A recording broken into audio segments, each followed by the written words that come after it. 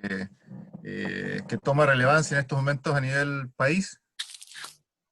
Quisiera, por un lado, agradecer la relación que hemos tenido con el Comité de Hábitat y Vivienda del Colegio en Santiago, la labor de Adolfo López que lleva adelante esta invitación al conversatorio acá en Francia. Quisiera también anunciar que estamos preparando otros conversatorios acá en la delegación de Valparaíso. Antes que cualquier cosa quisiera volver en cierta medida a presentar a los panelistas que nos acompañan, ¿no? Por un lado quisiera presentar a Daniel Jadwe, que todos lo conocen, ¿no? Que él es arquitecto y sociólogo de la Universidad de Chile, además es especialista en vivienda social y es candidato a magíster en urbanismo de la universidad y licenciado en gestión de la calidad total en la Universidad Católica del Norte. Es consultor acreditado al sistema de acreditación de servicios municipales y tiene experiencia en asuntos ligados a la gestión local del desarrollo y a los gobiernos locales, algunos planes reguladores, algunos planes de desarrollo comunal, y lo conocemos también mucho por su actividad política y su alcaldía en Recoleta, en el municipio de Recoleta. Por otro lado, también muy conocido Juan Sabaj, que es arquitecto de la Universidad de Chile. Junto a Mariana Sabaj comienzan la oficina ya por los años 84 y ha sido profesor también en la Universidad de Chile desde el año 94 a 2007. Ha desarrollado una diversidad de proyectos residenciales, industriales, comerciales, educacionales, oficinas y servicios. Algunos más importantes, también ha participado en algunos proyectos en la región de Valparaíso, la recuperación del Palacio de Cousiño, entre esos en la región. Por su trayectoria, tanto profesional como académica, el año 2002 recibió el Premio Nacional de Arquitectura, y el 2012 Premio de Excelencia en la Universidad de Santiago, y el 2014 el Premio Brunet de Baines de la Universidad de Chile. Entre 2003 y 2006 ejerce la vicepresidencia y luego la presidencia del Colegio de Arquitectos de Chile. Y también quiero presentar a Raúl Araya. Raúl Araya también es arquitecto de la Universidad de Valparaíso. Él es magíster en Arquitectura y Diseño de la Universidad Católica de Valparaíso y tiene estudios de magíster en Filosofía de la Universidad de Chile. Es director y fundador de la Oficina de Arquitectura Borde Urbano en Valparaíso y con proyectos de vivienda social con desarrollo participativo, con la rehabilitación patrimonial de la población obrera en Cerro Cordillera, o los proyectos Mapuche Nehuen Ruca o Kuno Cahuáscar en Viña del Mar y Villa Alemana. Actualmente desarrolla el campamento El Vergel, la microradicación Florida y la rehabilitación patrimonial del edificio Tazara, Liberty, en Valparaíso, además de algunas cooperativas de vivienda en proceso o en inicio de proceso. Raúl es quien principalmente llevará la conversación, entonces también cada cierto tiempo seguramente van a aparecer algunas preguntas de los que nos acompañan a través del Facebook. Entonces ahí vamos a ir como avanzando y comentando la conversación. Así que bueno, Raúl, tuya la escena. Muchas gracias, querido Claudio. Hola Juan, hola Daniel, un gusto estar con ustedes, un honor estar con tremendos arquitectos y tremendos personajes de la escena nacional, digamos, en distintos registros.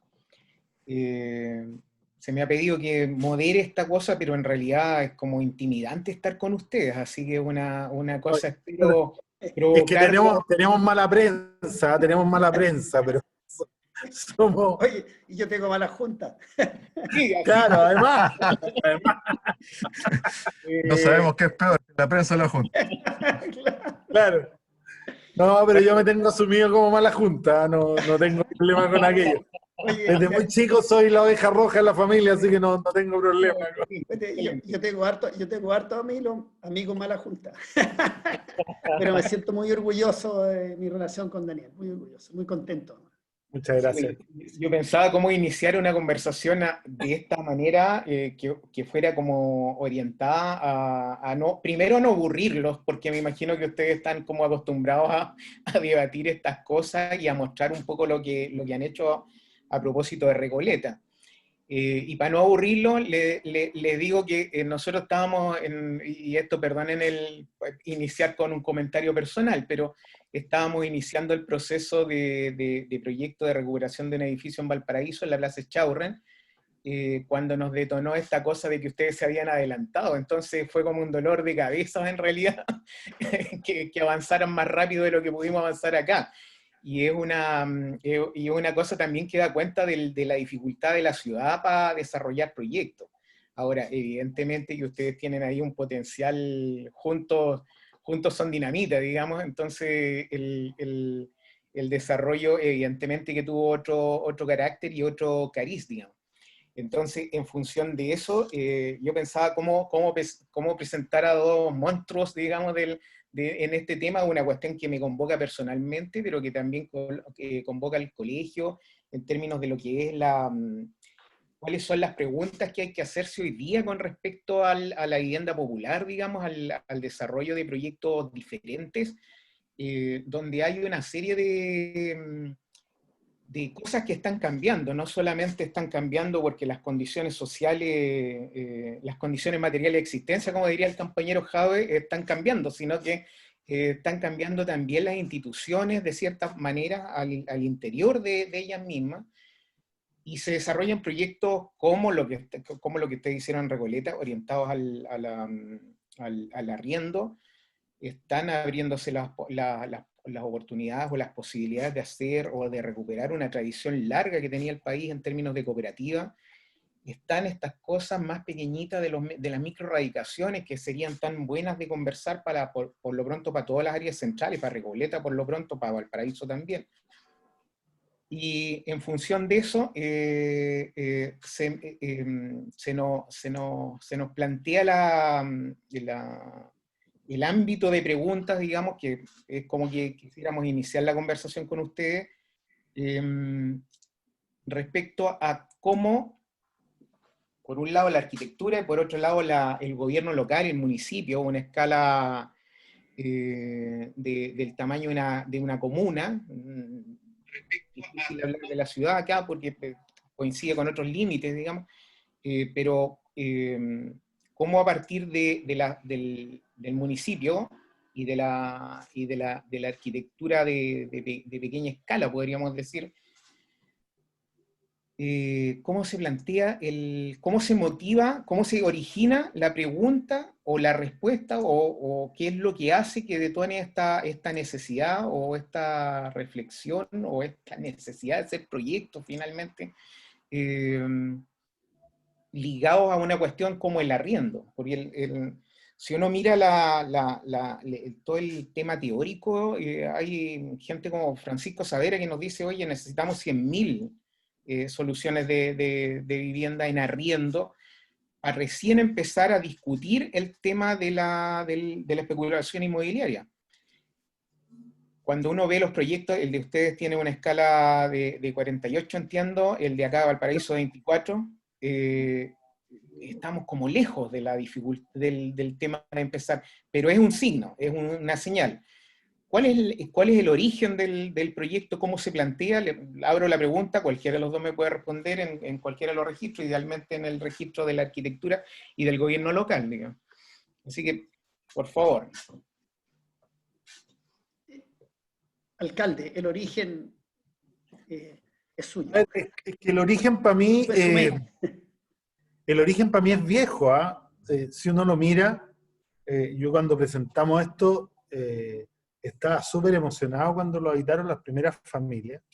Casi me puse a llorar en una entrevista en televisión. Y es porque esto es un sueño y una discusión muy larga. Si uno va a mi historia personal para atrás, esto está en mi seminario de titulación de la Universidad de Chile en el año 92, ¿no? Y está después en mi memoria y en mi tesis de grado para optar al título de sociólogo, en una tesis sobre la sustentabilidad de las políticas habitacionales y de suelo, desde la dictadura hasta los primeros 3 gobiernos de la Concertación. Y en todos aquellos estudios, uno llegaba a que la ciudad neoliberal, en términos de, voy a hablar en términos de urbanismo puro y duro, digamos, cuando Manuel Castells plantea que las ciudades son la expresión formal del modelo que las construye, ¿no? Y a partir de la Política Nacional de Desarrollo Urbano del 79, en plena dictadura, se empieza a construir la ciudad neoliberal, una ciudad entregada al mercado, una ciudad en donde el uso del suelo lo define fundamentalmente la rentabilidad de la tierra, y se dejan de lado cualquier elemento distorsionador del mercado de suelo que pudiera representar, por ejemplo, la planificación. Entonces se muere la planificación urbana y empieza la especulación a construir ciudad. Y en esto primero se vacían las zonas mejor conformadas, digamos, de todos los barrios de pobres que tenían, que no eran pocos, y se empiezan las erradicaciones forzosas hacia la periferia de la periferia, y después se completa la ciudad, yo la llamo así, la ciudad de los ricos se completa con unos estándares urbanos para ricos y con una arquitectura para ricos, ¿no? Y la ciudad de la clase media se completa con un estándar más bajo para clase media y con arquitectura de clase media, y la ciudad de los pobres se completa efectivamente con un estándar de ciudad de pobres, y con arquitectura absolutamente de pobre. Y se empieza a generar una ciudad absolutamente fragmentada, en donde, desde el punto de vista de la calidad de la vivienda, entendía la vivienda como un proceso, ¿no? Durante muchos años las viviendas sociales que nosotros entregamos en nuestro país, incluso aquellas que estaban construidas en zonas de riesgo, en el minuto que el Estado las entregaba, ya formaban parte del parque deficitario de vivienda, cuando se analiza el déficit no cuantitativo, sino que el cualitativo, ¿no? Porque estas quedaban en la periferia de la periferia, lejos de todos los bienes, productos y servicios que se requerían por una vida digna, ¿no? Porque cada barrio además se completaba con la oferta de bienes, productos y servicios que la clase que vivía en ellos podía pagar. Entonces se fue construyendo una sociedad absolutamente fragmentada urbanamente, fiel reflejo de una sociedad segmentada socioeconómicamente, ¿no? Y aquí teníamos un proyecto de ciudad que era distinto. Entonces yo, en las 3 tesis, en la del magíster, en la de sociología y en la arquitectura, planteaba que había que meterse al mercado del arriendo como una forma además de limitar y abordar el tema de la especulación urbana y el mercado informal del arriendo, que por decir algo, cobra 280.000 o 300.000 pesos por una pieza de 3x3 sin baño, ¿no? Y sin cocina. Entonces, llegado a ese extremo. Entonces, ¿cuál es la idea? Nosotros asumimos, desde que llegamos, la construcción de la ciudad de los 15 minutos, ¿no? Entendía la ciudad de los 15 minutos como una ciudad verdaderamente inteligente, no esta ciudad inteligente que viene desde el urbanismo derecha, que dice que con la tecnología, el que puede pagar la tecnología se puede saltar los problemas de la ciudad.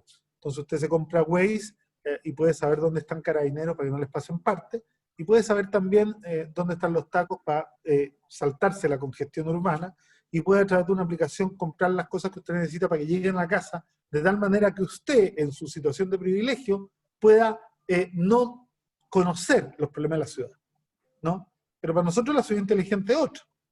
Y por lo tanto, nosotros la definimos como aquella ciudad que es capaz de satisfacer la mayor cantidad de necesidades básicas de sus habitantes a distancia de una caminata. Entonces, ¿por qué esta línea? Porque no es el proyecto inmobiliario popular. Cuando llega el proyecto inmobiliario popular, al cual invitamos a Juan, que fue de verdad que fue un regalo caído del cielo. Yo, que soy ateo, se lo digo así, porque no podríamos haberlo hecho sin Juan, honestamente. Y además, ponerle la estatura, digamos, y la calidad que nos puede ofrecer solo un Premio Nacional de Arquitectura, o sea, con esta dimensión y además con la humanidad que tiene, porque además tiene varios detalles, el el diseño, que son maravillosos. Pero la inmobiliaria popular llega después de la farmacia popular, de la óptica, de la librería, de la disquería, de escuela abierta, de la universidad abierta, de salud en el barrio. Entonces, cuando se llega a posar aquí, esta vivienda social para arriendo a precio justo, que nunca sale más del 25% del ingreso familiar, en un contexto en donde el arriendo o el dividendo cubren aproximadamente el 75% del ingreso familiar de una familia media, de una familia media baja.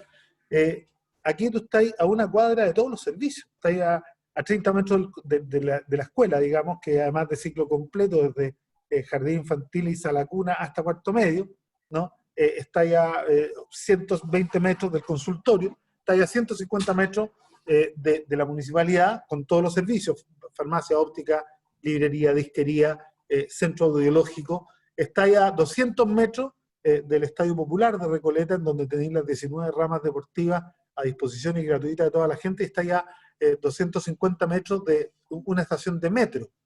Entonces, no estamos hablando solo del objeto casa, con este diseño y con este estándar maravilloso.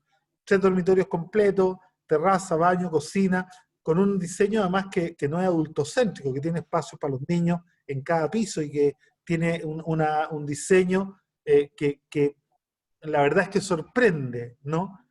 Porque esto no lo ofrece el mercado. O sea, este producto que Juan diseña no lo ofrece el mercado.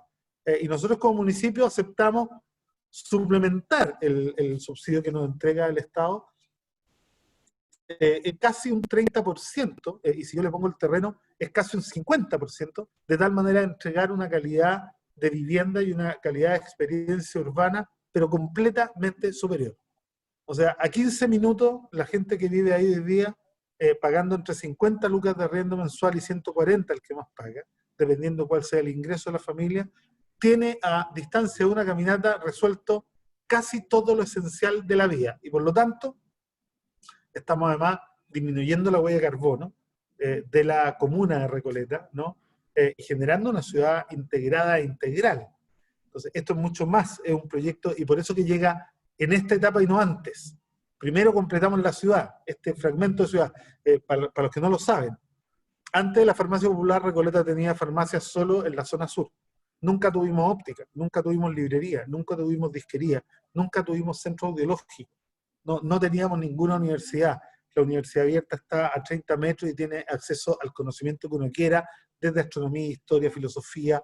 No, está la escuela abierta, todos los colegios abiertos hasta las 10 de la noche, para que la comunidad pueda ocuparlo. Entonces, esto es un proyecto mucho más ambicioso que tiene que ver, efectivamente, y aquí la crítica para todos mis colegas, con la posibilidad de que los arquitectos nos metamos en política pública. ¿Ah? La política pública en nuestro país, la política está gobernada, y lo digo con mucho respeto por todas las disciplinas y los saberes, pero por puro ingeniero, economista y abogado. Y eso no puede ser, colegas queridos. Bueno, a propósito de pasar el link al tiro, y estaba pensando cómo interrogar a Juan a propósito de esta El alcalde despertó muchas cosas con las cosas que dijo. Sí, pues es que es interesante seguir la línea, y bien que lo haya explicado desde el punto de vista cronológico de las inquietudes a través de la investigación de las tesis, básicamente de las tesis universitarias. Entonces te pregunto, Juana, tú en tu calidad de profesor universitario, a veces ocurre en las universidades que la arquitectura, y precisamente por lo que dice Daniel, no se aborda los temas de la arquitectura para pobres o las políticas públicas, y queda la arquitectura planteada como a un nivel de, como un arte, digamos, como una disciplina sofisticada intelectualmente, muy ligada a las artes, pero que poco aborda el tema más concreto de la cotidianidad, de la gente más pobre, digamos, más vulnerable, y menos aún en empezar a hacer como integración, digamos. De hecho, en la disciplina de la arquitectura está como súper diferenciado lo que es ser arquitecto de lo que es ser urbanista, entonces se fragmenta todo cada vez más.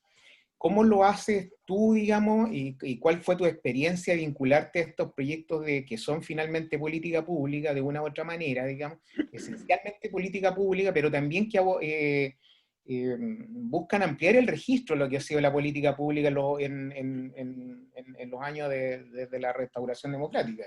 Entonces, ¿cómo ocurre este fenómeno que está planteando Daniel, el recorrido de pensar la ciudad y la arquitectura desde la universidad? Mira, partí por plantear de que gran parte de estos problemas son bastante recientes. Cuando digo recientes, los últimos 30 años. Cuando yo estudié arquitectura en los años 70, era el tema universitario. Era un tema que por lo demás no era porque era plena época de la Unidad Popular, sino que venía toda la vida como política de Estado, el abordar la vivienda social. Y cuando nosotros entramos de primer año a sexto, en ese momento tenía 6 años la carrera de arquitectura, todos los años, todos los semestres, había un tema de vivienda social obligatorio. O sea, me tocó hacer al menos 10 proyectos en la escuela. Y no como un tema ni asistencial, ni un tema de un objeto de interés de arquitectura, así como objeto proyectual me refiero, sino porque era lo cotidiano. O sea, la preocupación por el tema de la vivienda social era un tema de alta academia y una discusión profunda. Eso duró hasta el año 73. Y esto se notaba en los proyectos de título. Yo me recibí con un proyecto que se llamaba Vivienda de Alta Densidad en Baja Altura, 3 pisos. Y eran como una Recoleta ahí en Bellavista. Pero era un tema común. Los estudiantes no podíamos elegir un tema nosotros, como se elige hoy, sino la universidad proponía un tema. Ponía este tema, entonces el profesor y daba 4 o 5 localizaciones, y mi curso completo se recibió con ese tema. Y obviamente habían miles de soluciones. En el mismo terreno que me tocó a mí, habíamos 15 estudiantes haciendo nuestro título ahí. Entonces había 15 miradas distintas a cómo dar alta densidad, baja altura en un barrio en ese momento popular. No eran viviendas para ricos, eran viviendas medias. Departamentos 70 metros, 60 metros, un poco lo que se está haciendo ahora. Y eso era lo cotidiano. Y nadie cuestionaba eso, porque era el deber de los arquitectos. El tema de la vivienda es el origen de la arquitectura. El habitar está en la esencia del arquitecto. Pero luego eso se perdió completamente. Se transformó en una carencia y que había que resolverla eficientemente desde el punto de vista económico, con los resultados que todos conocemos. Todo el mundo lo sabe de sobra. Que finalmente esto dejó de ser un tema de Estado y se transformó, así como se hace una represa, así como hay que construir vereda, hay que hacer vivienda social. Dejó de ser de los arquitectos. Y es un tema que no es solamente culpa del gobierno de turno, sino que también de los arquitectos. Se abandonó. Y no en vano, hoy día me convidan a cada rato como profesor invitado a tomar temas de título, y a mí me cargan, porque te llegan 10 estudiantes cada uno con un tema distinto, y uno sale, que sea el centro de investigaciones minera, no sé a dónde, el otro te dice la casa, un poeta, no sé a dónde, el otro entonces al final son temas cuyo único destino es hacer una forma, un objeto de proyecto, un diseño, y no se plantean temas complejos. Y el tema de la vivienda social es un tema complejísimo, complejísimo, porque tiene muchos aspectos. El alcalde tomó recién uno de ellos, por ejemplo, como lo veo yo como arquitecto, cuando dice las casas para ricos se hacen casas de ricos, que son distintas a las casas de pobres y son distintas a las casas de clase media. Es una verdadera realidad, pero yo creo que es peor de lo que dice el alcalde, porque más encima hay toda una legislación, hay todo un modo de hacer las cosas que tiene que ver con lo mismo. Uno de los dramas que teníamos, el alcalde me ha oído muchas veces decir esto, cuando llegábamos a la obra, había una cosa mal hecha, uno quería corregirla y la respuesta era estándar serio, decía el constructor. ¿Por qué usted lo encuentra malo cuando usted es estándar serio? Un día me empeloté y le dije, está bien, le dije, pero ¿por qué cuando le hacemos caso a los pobres tenemos que trabajar como pobres? Con recursos de pobre, con mirada de pobre, pobre la mano de obra, pobre la actitud, pobre los profesionales. Esta cuestión es revelante, de rebeldía me refiero. Produce una enorme rabia, te fijas, ver que finalmente, aparte de todas las carencias y la falta de recursos, etcétera, etcétera, etcétera, más encima una mirada y un nivel de satisfacción pobre. Y eso habla pésimo. Cuando uno veía universidad, en esa época la Universidad de Chile, la llevaba firme, ¿eh? O sea, estoy hablando con mucho orgullo de mi época universitaria, el nivel académico increíble, el nivel de los estudiantes increíble, el nivel de discusión de todo tipo, política, intelectual, de deporte, increíble. Yo me siento un privilegiado absoluto de haber estudiado entre el año 69 y el año 75 en la Universidad de Chile. La problemática que había en ese minuto, una cosa increíble, a nadie lo dejaba indiferente. Y una discusión de alto vuelo. Y en ese momento nos apasionábamos con hacer vivienda social. No era un tema de mirada, no era un tema de pobre, era una mirada complejísima. Y que partía por irse a... En esa época se tomaron una parte de la universidad y se instaló un campamento organizado por el MIR, el 26 de enero, recuerdo, se llama 26 de enero.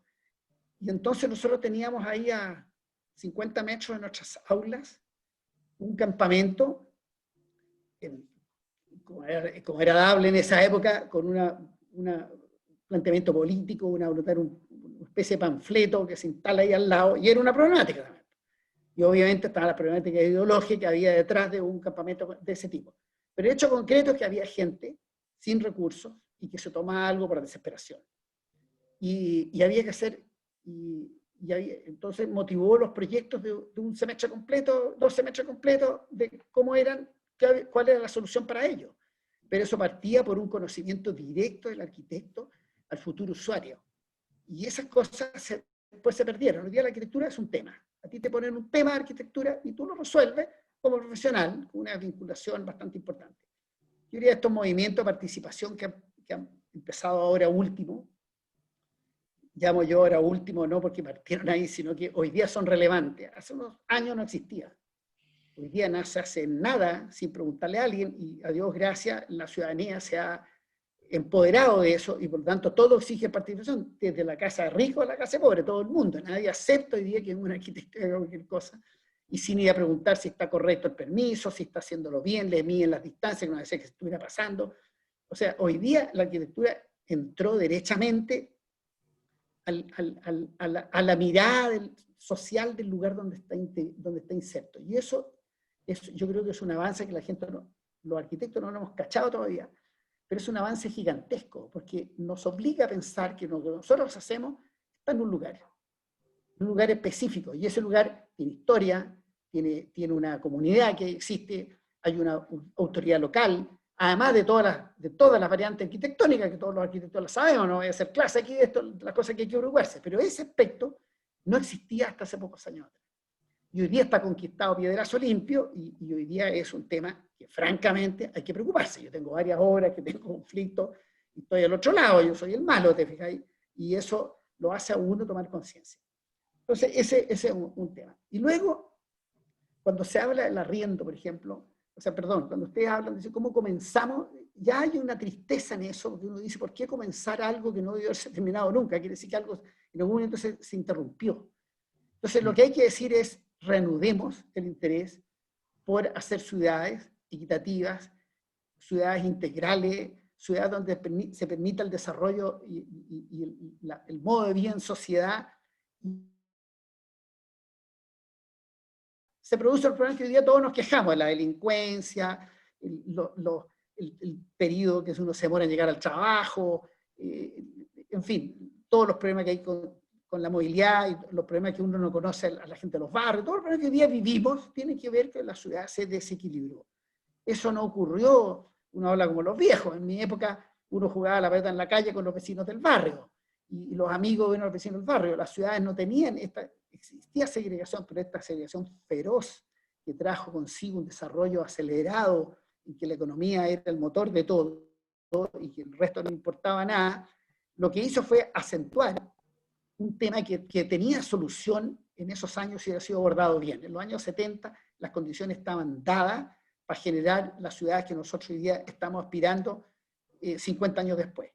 Y finalmente, yo la verdad las cosas que le agradezco mucho al alcalde, porque siempre me tira flores, me da un poquito plancha, porque yo trato de hacer un poco perfil en esas cosas, y a mí yo sentí un privilegio que me convidaran. Sentí que volví a mi juventud, volví a los ideales de la juventud, en que uno tiene que hacerse cargo por un deber cívico, un deber profesional y un deber ético, de hacerse cargo de todos los problemas, y eso es un tema, lo estoy hablando como arquitecto, o sea, son deberes de los arquitectos, de hacerse cargo de la sociedad completa, no solamente los que tienen, también de los que no tienen.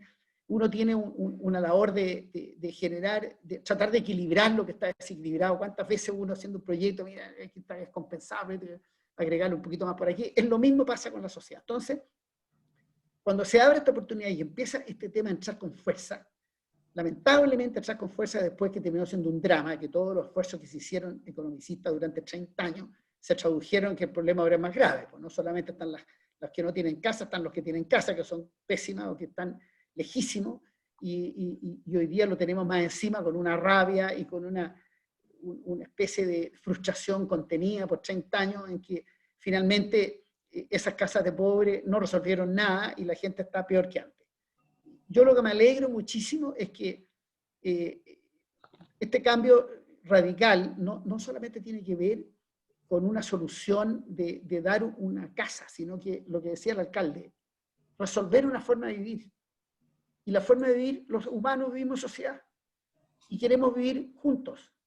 Y hoy día la pandemia lo ha demostrado. Y vivir juntos además con todo lo que necesitamos. Y además vivir felices en equilibrio y no vivir picado porque hay cosas que no tengo acceso, que no puedo llegar. Y la cercanía y la accesibilidad al lugar tengo derechos. Y hoy día reclamo y el 18 de octubre lo prueba. La gente no está dispuesta a seguir esperando y le diga, no, si en el futuro va a haber un chorreo y algo, vamos a agarrar todo. Sino que es un tema que la gente quiere hoy día beneficiarse de eso. Y en especial los jóvenes. Sobre todo con las comunicaciones, que ha sido una maravilla, que ha sido el motor de todos estos movimientos. En que dice, yo no estoy dispuesto a esperarme más tiempo, si hoy día puedo hacerlo ahora, y ¿quién me dice que no? Entonces, yo me siento muy privilegiado en esta materia, y lo tomé esta cosa como una especie de rejuvenecimiento, ya en mis años que yo iba a estar ya retirado, hoy día lo estoy pasando chancho, y muy contento de trabajar y muy agradecido con Daniel, y por eso digo con orgullo haberlo conocido, y la mirada que él tiene, la cual no tengo observaciones en términos de algún impedimento en absoluto, pensamos en algunas cosas igual, en otras cosas distintas, pero los dos estamos en una causa. ¿Y qué es eso? Claro, si uno atiende lo que dice Juan en este recorrido a propósito de lo que era la universidad y lo que es, coincide con lo que estaba planteando Daniel, digamos, respecto a la ciudad neoliberal, digamos, y la manera en que se ha implantado de forma brutal, digamos, esta escisión, digamos, de la ciudad para rico y la ciudad para pobre, digamos.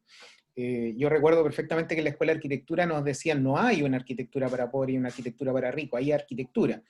Y claro, si uno entiende como el sentido de lo que es la arquitectura, uno tiende a tener coincidencia. Sin embargo, cuando uno ve la cruda realidad, digamos, la cruda realidad dice que hay ciudades para ricos y hay ciudades para pobres, y esa cuestión está... es cosa de agarrar un lápiz sobre un plano de la ciudad y de escribir e indicar dónde está cada una. La integración de la ciudad no es un problema del mercado. El mercado funciona con sus propias articulaciones, y cuando se le pone encima, digamos, la matriz de la política pública, habitualmente además llega tarde. Entonces, por ejemplo, en el tema de la vivienda, que uno podría pensar que hoy día en Chile, hasta pensar en el derecho a la vivienda es una cuestión una cosa cuesta arriba. Entonces, hablar del derecho a la ciudad es un recurso más bien retórico que una cuestión práctica, digamos, en general, digamos. Entonces, y hay cuestiones de fondo que se han introyectado, digamos, en la ciudad neoliberal, como la decisión radical de la famosa casa propia, digamos. En la figura de la casa propia no está solamente el derecho a la vivienda, está el derecho a la propiedad.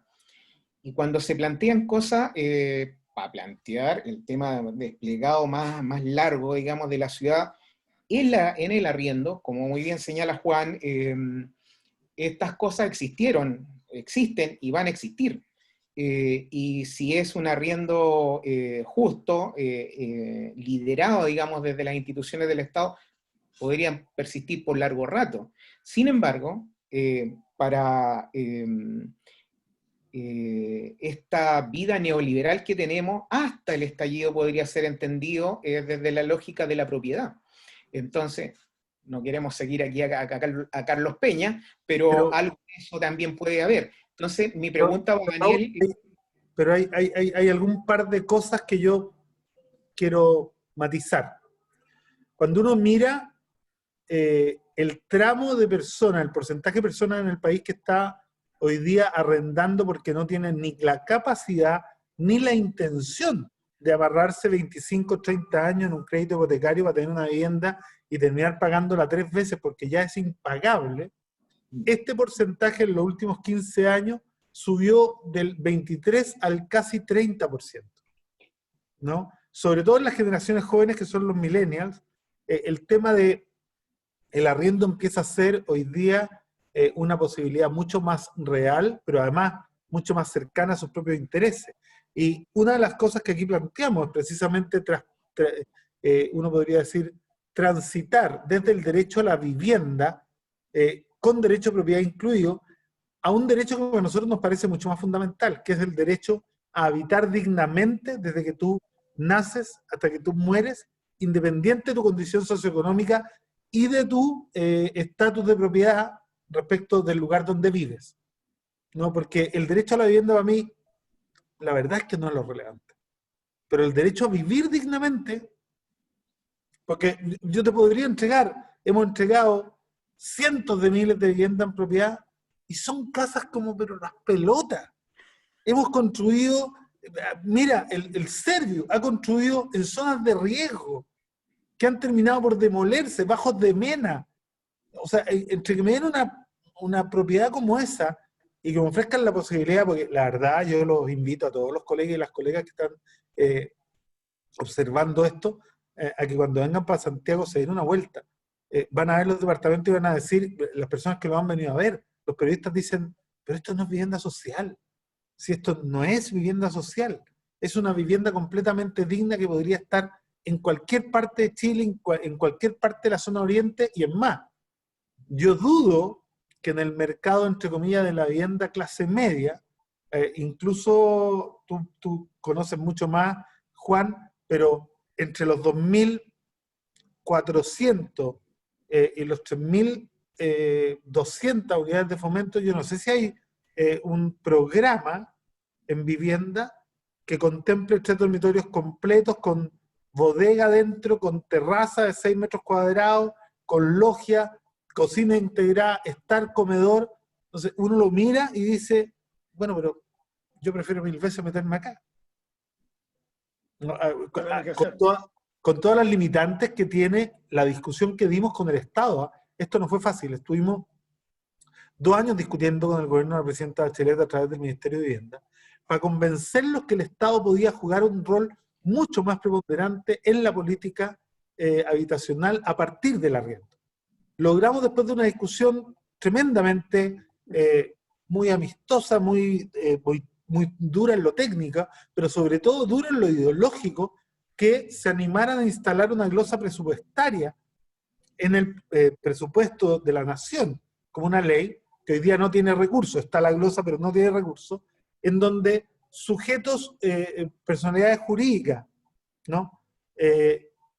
Corporaciones sin fines de lucro, cooperativas y municipios pudieran ser sujetos receptores de subsidio habitacional, el DS59, el mismo, ¿no? Pero para construir algo que no se había construido en toda la historia de Chile, que es vivienda pública para arriendo a precio justo. Tenían tanto complejo que le empezaron a meter obstáculos para que efectivamente esto no se convirtiera en algo permanente, ¿no? Esto para ellos es una solución, dentro de la ideología neoliberal, una solución transitoria. ¿Ah? Ellos lo tienen pensado como la gente que viene aquí hasta que puede ahorrar para ganarse el subsidio o hasta que puede ahorrar para comprarse la vivienda. No es lo que diríamos nosotros.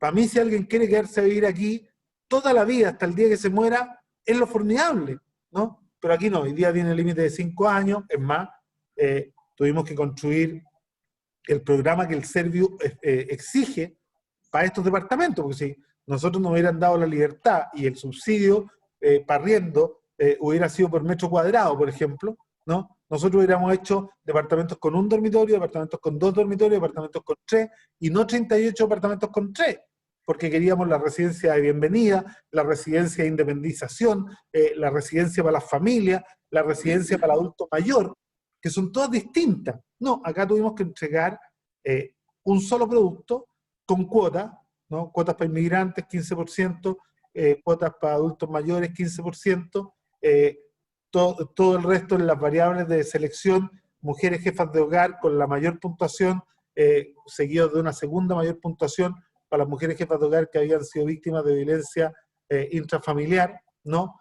Tercera puntuación, cantidad de habitantes, es decir, queríamos la mayor tasa de ocupación del bien, entonces le pusimos entre 3 y 6 personas, como mínimo y como máximo, para que tampoco hubiera hacinamiento. O sea, ha sido un diseño del proceso, no solo del proyecto, que ha sido maravilloso, pero que yo espero, la Justicia Social 2, que ya está en desarrollo, ¿no?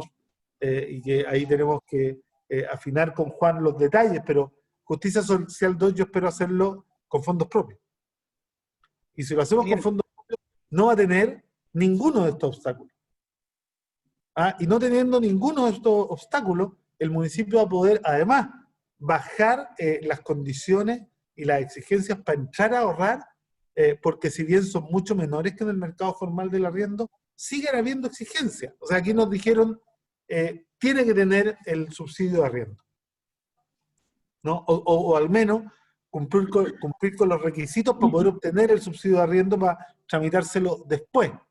Para nosotros eso es innecesario porque ¿sabes con qué criterio está hecho? Cuando sacamos la cuenta, nos dimos cuenta que el subsidio multiplicado por los 30 años que se lo entregan en una propiedad de la municipalidad que es como comodato, porque no la podemos vender hasta después de 30 años, a mí no me interesaría jamás venderla, ¿no? Es precisamente para recuperar hasta el último peso en UF de la plata que pusieron.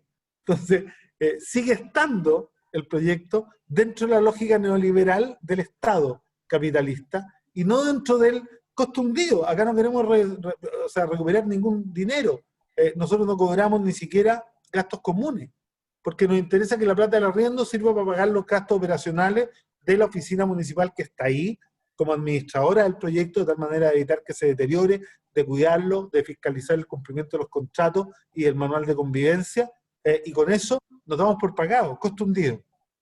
No esperamos recuperar ni un solo peso, porque además es capital municipal, son 1.500 millones de pesos en patrimonio municipal que hoy día están ahí. Yo quería hacer algunos comentarios en relación a lo que dice Daniel. Una lástima, no estamos en desacuerdo, pero podría ser más entretenido. La primera y yo, mira, voy a decir una brutalidad que decimos los arquitectos, que no se dice normalmente, es que yo creo que el sueño de la vivienda propia es una toma de pelo. Yo creo que es bien terrible lo que digo, pero es que tiene que ver con lo mismo. Cuando alguien sueña que la única bien que puede tener en su vida es una casa propia, lo estás condenando a que el tipo siga siendo pobre toda la vida. Y que lo único que puede aspirar a tener su casa. Eso implica que la gente, muchas de ellos logran su casa después, a no ser que le den un subsidio del Estado, que les pasen la plata, etc. Para la clase media chilena, significa hacerse la casa cuando ya tiene 50 y tantos años y la familia está cambiando. Entonces, es una meta triste. La casa propia puede tener el que quiere, lo lógico y lo normal es que pueda acceder cualquier persona. El tema entonces, ¿por qué lo comento esto? Porque el arriendo de alguna manera lo que hace es reconocer que uno no necesita una casa propia, sino que lo que necesita es una casa para la época de la vida donde uno está. Entonces, de alguna forma lo que hace el arriendo es reconocer la enorme movilidad que hoy día la gente a la cual aspira. Yo no digo que exista, sino a la cual aspira. Una persona joven que se va de la casa, ¿dónde va? No se puede ir porque no tiene la plata, se queda en la casa de los padres. Si uno pudiera encontrarle un lugar que con poca plata, con un amigo se junta o bien se la arregla solo, podría tener. Y a los 3 años se va a otra y deja de ser entonces el sueño porque está resuelto. sea, si uno se armara una lógica de renta en general, de vivienda que estén acomodadas a la etapa de la vida que uno está, a lo mejor la vivienda propia puede ser la última de la vía, que a lo mejor no va a ser necesario, o a lo mejor una segunda vivienda en la playa. Uno podría entender eso, que es más difícil y no tiene mucho sentido tampoco transformarla en un nivel aspiracional así porque también puede ser por la vía del arriendo. Entonces, a mí me parece que es como mucho más justo, o sea, pensar uno dice el Estado que tiene recursos limitados, o dice que tiene recursos limitados, que tiene tierras propias. Uno dice que gaste la plata en una vivienda de arriendo, lo que hace es mantener el capital o los recursos en manos del Estado. Un terreno ariazo le construye una solución de vivienda de arriendo, de beneficio al Estado, y luego uno está haciendo lo que pasa es que la plata la cambió de un lado a otro, y el terreno hoy día tiene el valor del terreno más lo que se construyó arriba. Por tanto, se mantiene, uno puede decir que el Estado está dilapidando los recursos, que son las críticas que se hacen normalmente, que tiene que hacer el Estado estar construyendo viviendas de arriendo, se le corresponde a los privados. Está bien, la única diferencia es que el privado se lo echa al bolsillo, el Estado lo que hace es le agrega valor y resuelve un tema social en ese momento, y cumple con su rol de generar equidad digamos, los accesos a los bienes. Entonces, a mí me parece una excelente solución, y empieza uno a discutir, y ya solo la casa empieza a ser menos importante, porque le permite a la persona desarrollar su vida y encontrar vivienda en cualquier etapa de la vida en que él esté, y que la vivienda no sea un problema. Si un tipo viene, se compró una vivienda después de mucho esfuerzo, a los 10 años la casa le quedó chica, le quedó mala, mejoró su nivel de ingreso, no la puede, digamos, quiere una casa un poquito mejor, más grande, o en otro lugar, porque cambió el lugar de trabajo, empieza a ser un problema también la casa. Entonces, a mí me parece que es una solución desde el punto de vista del Estado, que lo encuentro a mí me parece que es ir directamente a atender los problemas y de las necesidades que tiene la gente. Y por otro lado también, no tiene la, entre comillas, moralidad que puede tener en un momento determinado el transformar un bien tan importante como es una casa para las personas, entendido como la solución transitoria a su modo de vida, en que nadie se está beneficiando, sino que todo lo contrario, es el Estado que está usando adecuadamente sus recursos. A mí me parece hoy día que es una solución de la cual me parece a mí que hay que preconizar, y lo que los arquitectos deberíamos meter. Y el segundo tema tiene que ver también con lo que dice Daniel, que nos pasó, y es que tiene que ver con algo que dije cuando partí la conversación, es que no solamente las soluciones son de pobres, sino que también las normativas son de pobres. Porque en este medio de administrar bien los recursos del Estado, a través de los subsidios, generó el Estado una normativa y una obligatoriedad de parte de las personas que estaban desarrollando este tipo de vivienda, para cautelar el que no se roban la plata. Entonces, ¿qué es lo que hacen? Dicen, por ejemplo, son 2 dormitorios, pero le ponen las medidas. Ponen a medida los closets. Ponen los espacios operacionales los closets. Obligan a hacer una logia en que tiene que ser cerrada, que tiene que estar el calefón, que tiene que haber un lavadero, como si todavía hoy día las personas no estuvieran lavando a mano. O sea, es como una vivienda pobre, por lo tanto la gente pobre no tiene lavadora. Y como no tiene lavadora, hay que poner una zona donde pueda lavar. Entonces es obligatorio. Y después, ¿para qué terrazas? Si las terrazas no se necesitan. Y cuando se pone la terraza, la mitad de la terraza hoy día la está ocupando una logia que no sirve para nada. Porque la lavadora resuelve el problema, porque nadie usa el fregadero para lavar ropa a mano, etc. Entonces, se genera una tipología de arquitectura extremadamente rígida. El tiempo que se pierde profesional, horas hombre, para tratar de cumplir los estándares que impone el SEBIO a través de una normativa estrictísima en la cual uno se puede salir, es espantoso. Yo tuve la suerte, acabamos de adjudicar una propuesta en el norte de vivienda DS19, que es vivienda íntegra. Un enorme proyecto, enorme. Pero en la entrega, que era una postulación que hacía fijar un montón de plata por el terreno que se había que pagar, había que cumplir con estándares, el 90% del tiempo lo tuvimos en hacer planos especialmente para que el SEBIO nos aprobara el proyecto. Se nos puso una condición que era que junto con la entrega la obligación era que todos ingresáramos a la municipalidad un anteproyecto. O sea, junto con cumplir el servicio, había que cumplirlo a la municipalidad, ingresamos anteproyectos a todos los grupos que se presentaron. Imagínense, hubo 8 o 9 anteproyectos o 10 anteproyectos, depende de los postulantes que habían digamos, en cada uno de los proyectos, perdiendo el tiempo en vez de mejorar la calidad de la vivienda. Obviamente, con logia, con celosía para que no se viera la logia, con lo que les comentaba, el cumplimiento estricto de esta normativa, y uno trataba de decir hoy en día, ¿para qué me piden a mí 3 dormitorios cuando a lo mejor necesito solo uno y el resto pueden ser paneles? Puede ser un espacio que se puede completar.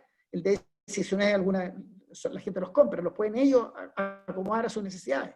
Entonces, hay detrás de esto también no solamente una actitud y una mirada así nacional frente a la pobreza, sino que también hemos generado un Estado y una normativa y una reglamentación que también condena a tener productos de muy mala calidad. Esto que dice Daniel de que si hubiéramos querido hacer mixtura no podíamos. ¿Por qué? Porque el DS49 no lo permite. En el caso del DS19 tenía que tener la misma cosa, tanto para discapacitados, tantas unidades para departamentos, digamos, para vulnerables, etcétera, etcétera, en todos los pisos, etcétera. Pero es lo que se dice un reglamento hecho por un burócrata para evitar que la gente o se robe la plata o lo hagan mal, o esta pobre gente, que son todos pobres por supuesto, hay que cuidarlo porque son pobres y son ignorantes. Entonces, todo al final es un tema muy frustrante y es la pelea que hay que dar hoy día. Que los arquitectos nos hagan los encargos, nos digan que hay que hacer viviendas, que hay un subsidio, que es para arriendo, o si se quiere vender, y en las cuales nos dejen a nosotros buscar la solución a través del conocimiento cabal de la familia que va a habitarlo en el futuro. Y esa es, como bien dice, la tarea que queda. Claro, precisamente porque esta es una tarea inaugural, novedosa, de recuperación, por cierto, de una cosa que había estado antes en la historia. Y como muy bien dice Juan, que a propósito de hacer proyectos para Servio, se gastan más horas profesionales en responder el aparataje institucional que en pensar los proyectos arquitectónica o urbanamente. Entonces, a propósito de estas dificultades de la operación, que por un lado van el aparato ideológico normativo, digamos, con su línea de normas institucionales, y por otra parte las limitaciones permanentes de los recursos, aún así hay esfuerzos como los que ustedes han hecho a través del tema del arriendo. Hoy día se están recuperando ciertas maneras de abordar el tema de las viviendas cooperativas, digamos, en la cual también apareció una resolución para compra de terreno en áreas centrales. Hay una serie de dinámicas que van como a contracorriente, uno diría, del camino principal que la propia institucionalidad demanda o instala, digamos. Entonces, en esa lógica, Daniel, ¿cómo ves tú desde el gobierno local las maneras de salir de este entrampamiento permanente que impone la institucionalidad? ¿Qué medidas con el arriendo, con las cooperativas, con la microradicación, con otras figuras habidas en desarrollo o por inventar aún, tú generarías o cómo dinamizar esto para que los debates sean más productivos en este tono y no el debate si la cuestión tiene el itemizado número 325.422 y gastar las horas profesionales en proyectos y no en normativas solamente. Las normativas hoy día son complejas, pero se pueden cumplir, pero el desgaste que requiere esa cuestión impide esta otra generación, que son los debates, creo yo, por lo menos, más interesantes. Entonces, ¿cómo lo ves tú, estas instalaciones nuevas, o cómo tú dinamizarías este tipo de iniciativas, digamos? Porque, por lo demás, me imagino que estás tratando de replicarla, digamos, que es el gran pero de todos los proyectos pilotos, que no se replican. La respuesta es súper sencilla, mucho más sencilla de lo que todos nos creemos. Autonomía igualdad ante la ley en financiamiento para todos los municipios de Chile. Porque todos estos problemas de enfrentar la burocracia a un Estado central que actúa como instrumento de dominación de clase, las tenemos porque efectivamente para hacer cualquier cosa le tenemos que ir a pedir plata a ellos, ¿no? Claro. Pero la verdad es que si los municipios, por ejemplo, yo les voy a dar un ejemplo básico. Yo tengo 222.000 pesos por habitante al año en Recoleta, ¿no? Las Condes tiene 1.300.000 pesos por habitante al año en Recoleta. O sea, si a mí me dieran el per cápita de Las Condes solo por un año, yo pasaría a administrar en Recoleta 30.000 millones a 167.000 millones. Con 167.000 millones en Recoleta, yo puedo comprarme todos los terrenos que yo necesite y puedo construir todos los proyectos de inmobiliaria popular que necesite y podría además tener la economía bullante sin tener que ir a mendigarle ni al gobierno regional ni al gobierno central que me pongan en un subsidio y que para cumplir el subsidio tengo que hacer lo que ellos me dicen, y que para tapar un hoyo tengo que además cumplir con las especificaciones que ellos me dicen y además contratar seguramente la empresa que ellos me van a contratar, porque parten de la base de que, de que ellos lo hacen todo bien y de que los municipios tenemos tan poca capacidad técnico-política y además somos tan corruptos, digamos, dicen ellos, que nos podemos fundir la plata. Esto parte de una brutalidad, ¿no? En donde la distribución de potestades, atribuciones y recursos está distribuida de una manera absolutamente centralizada, en donde el Estado central se gasta el 80% del presupuesto anual, las regiones el 8% y las municipalidades el 12%. Y además con una asimetría tan brutal que nos limita en nuestra capacidad. Entonces, ¿por qué decía yo? Yo creo que ninguna de las municipalidades pobres podría pagar los honorarios de este proyecto. Y lo digo así, pero concretamente. Entonces, aquí es cuando el aporte de Juan no solo en lo técnico, en la experiencia, en el diseño, sino que además hay que decirlo, aquí hay lucas metidas de una oficina privada porque el Estado no es capaz de hacerlo. ¿Y por qué no es capaz de hacerlo? Porque efectivamente creen que la plata es de ellos. En Recoleta hemos asumido una realidad completamente distinta. Nosotros decimos la ciudadanía del Estado, y la plata y la infraestructura es de ellos.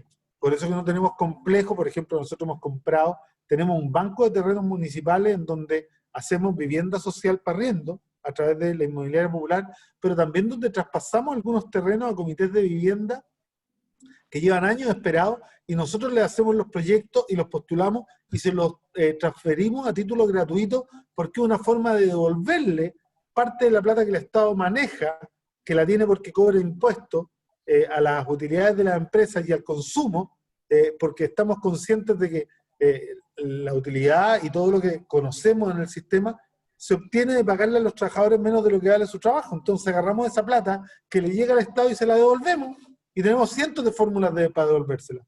Comprarles terreno, hacerles vivienda para disminuir el costo de los arriendos, o hacer farmacia popular para disminuir los costos de los remedios, o hacer óptica popular para disminuir los costos de los lentes. O sea, el fin de la municipalidad, desde la perspectiva del programa del Partido Comunista para los gobiernos locales, porque esto está contenido en el programa de Luis Emilio Recabarren de 1920, o sea, no es algo que hayamos inventado nosotros, ni que inventó ni Jaude, ni Sánchez en La Ligua, ni Zavala en Diego Almagro. Este es el programa de gobierno. ¿A qué nos dedicamos? A abaratar y simplificar la vida de las personas. Ese es el rol que el municipio juega, ¿no? Entonces, si tuviéramos igualdad ante la ley, si tuviéramos una línea de la pobreza municipal que el Estado asegurara, como decir, por ejemplo, el presupuesto, no pensemos en el de Santiago, porque sería mucho pedir, ¿no? Pero pensemos en el de, no pensemos en el de Las Condes, pensemos en el de Santiago, 650.000 pesos por habitante al año. A mí me significaría pasar de 30.000 a 90.000 millones de pesos. Hago Recoleta de nuevo, pavimento todas las calles que tienen hoyo, pongo todos los espacios residuales que me fue dejando los que construyeron esta ciudad neoliberal y lo convierto en áreas verdes, y mejoro la infraestructura de nuestros colegios. O sea, porque imagínate esa plata durante un periodo de 4 años. Aquí nosotros sacamos este proyecto en tiempo récord, se los digo, 2 años y medio, desde que lo lanzamos hasta que lo entregamos, y porque estuvo la pandemia de por medio, si no lo hubiéramos entregado en 2 años, ¿no? pero un proyecto, un ciclo de vida de un proyecto municipal en un gobierno local sin plata se demora fácil 5 años. Si no salir reelegido, lo inaugura el alcalde siguiente, ¿no? Porque tenéis que ir a pedir plata para el diseño, después tenéis que pedir plata para la construcción, después te lo tiene que aprobar el Servio, el MIMBU, y tienen que darte todos los certificados, y se pueden demorar, si vos sois de oposición, 7 meses en contestarte, ¿no? Y en una de esas no te contestan y tenéis que pedir reunión. Entonces, yo creo que más autonomía, más financiamiento, más libertad, más atribuciones y, por supuesto, incremento de las penas por delitos funcionarios para todos los funcionarios públicos, ¿no? O sea, porque esto no puede ser gratis. Yo no estoy pidiendo más atribuciones y más recursos a cambio de nada, ¿no? Que nos suban las penas, que los delitos se paguen con cárcel, que no haya posibilidad de suspensión condicional de los procedimientos, ni para los cargos de elección popular, ni para los funcionarios del Estado, porque se supone que la suspensión condicional, esto cuando tú pedís a un diputado devolviendo plata para no irse a la cárcel porque cometió un error, ellos no tienen derecho a eso. ¿Y por qué no tienen derecho a ello? Porque se supone la suspensión condicional es cuando tú te das cuenta de un delito del cual no tenías conciencia, pero los que hacen las leyes tienen conciencia, y los que están en el aparato del Estado tienen conciencia. Entonces, démosle más atribuciones, démosle más recursos, démosle más potestades, ¿no? Y cobrémoselo caro a todos los funcionarios públicos y a todos los que trabajamos en la política. Pero necesitamos esa libertad. Oye, perdón bueno, mi pega acá no es la de Raúl, el que lleva más bien la conversación sobre temas así más para ser desarrollados.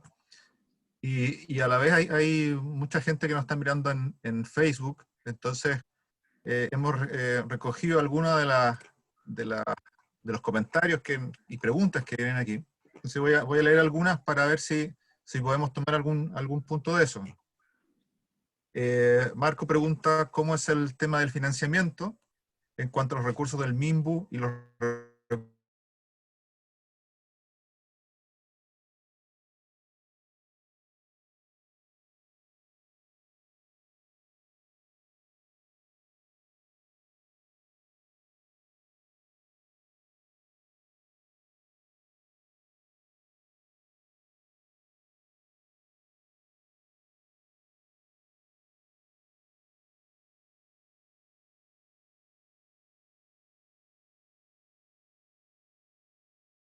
respecta a un proyecto del presente alcance en función de una ciudad justa y además a partir de la crisis actual, sobre todo en regiones, por ejemplo, Valparaíso, Viña del Mar, sus campamentos.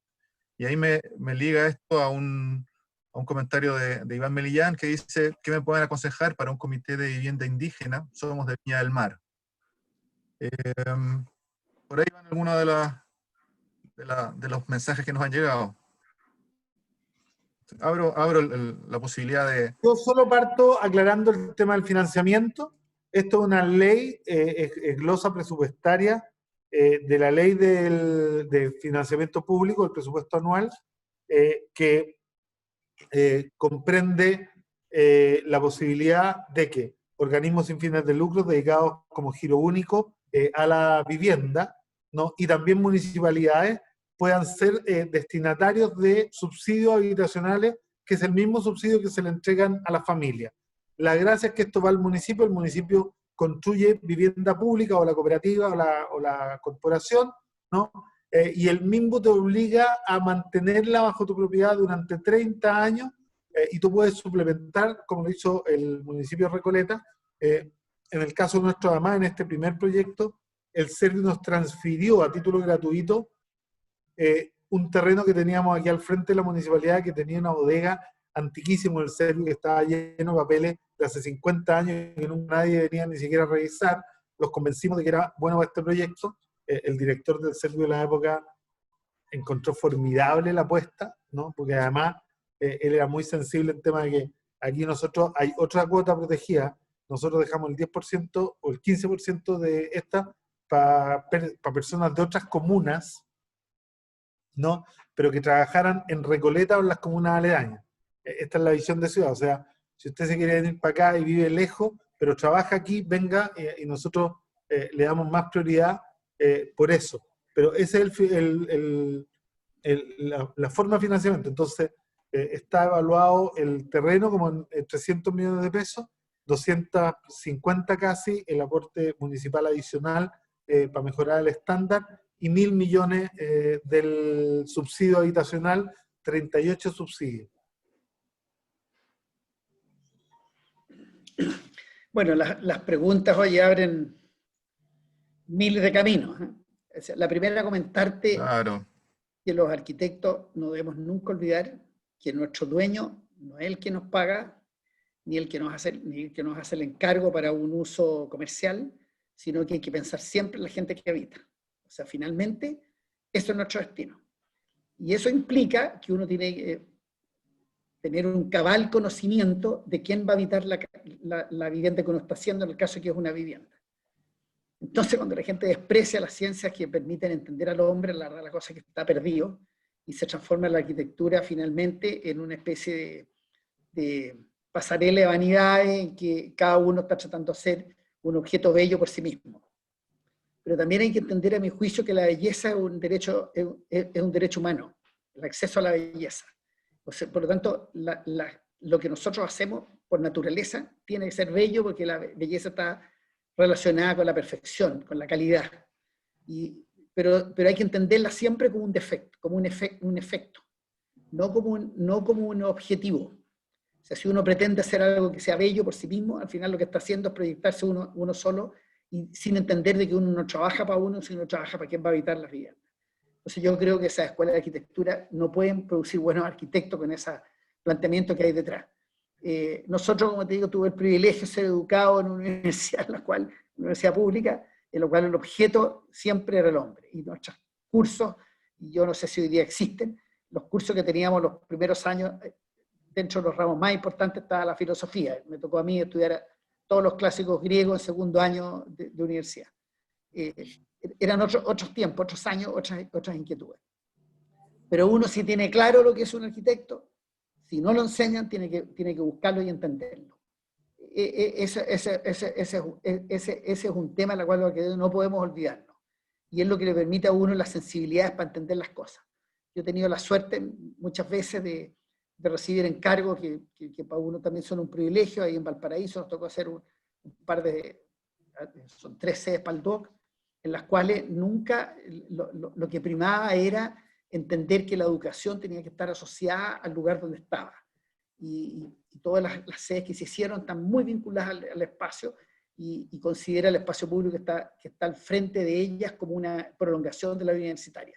Porque efectivamente en la educación hay que hacer entender que los profesionales somos parte de una sociedad y nos debemos a ella, y la enseñanza tiene que estar absolutamente en función de las comunidades en las cuales se inserta. Eso no tienen que olvidarse los estudiantes de arquitectura jamás. Y el que hoy día la arquitectura haya dejado de ser un tema, perdón, la vivienda social dejar de ser un tema, también tiene que ver con la vanidad, porque tiene poco glamour.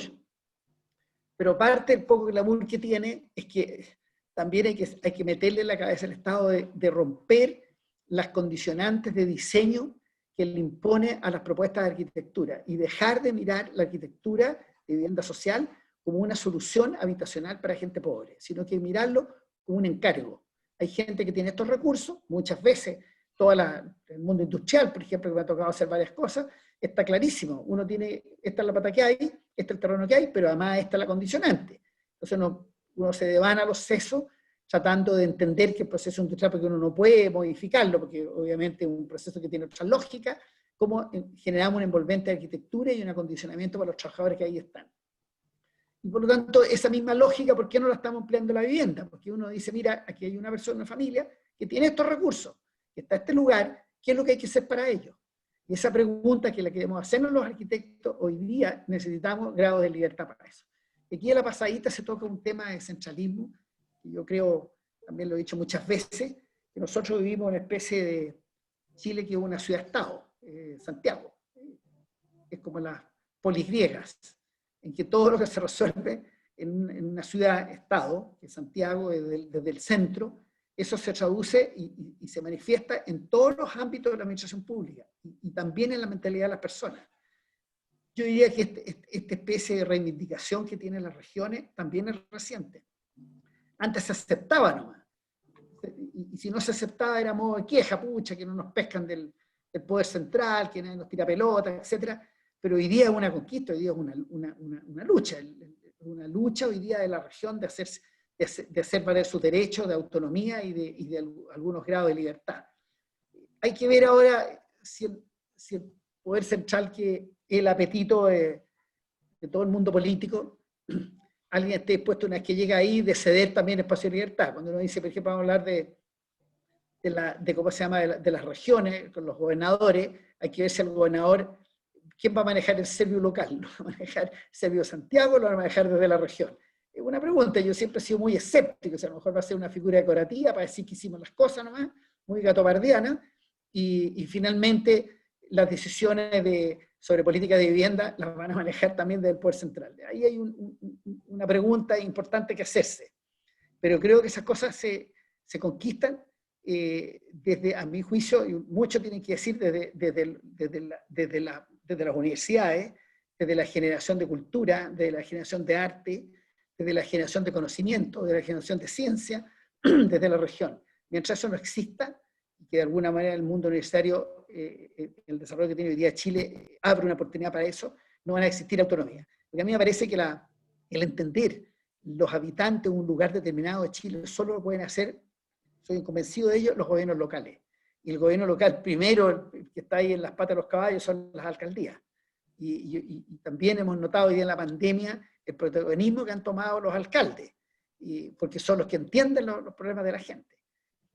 Por lo tanto, ahí es donde debemos estar los arquitectos. Te fijas en nuestro mundo universitario local, en nuestros gobiernos locales, en generar conocimiento desde las comunas y desde las regiones, de generar cultura, de generar arte, de generar belleza, porque somos los que tenemos la sensibilidad del ambiente local donde viven.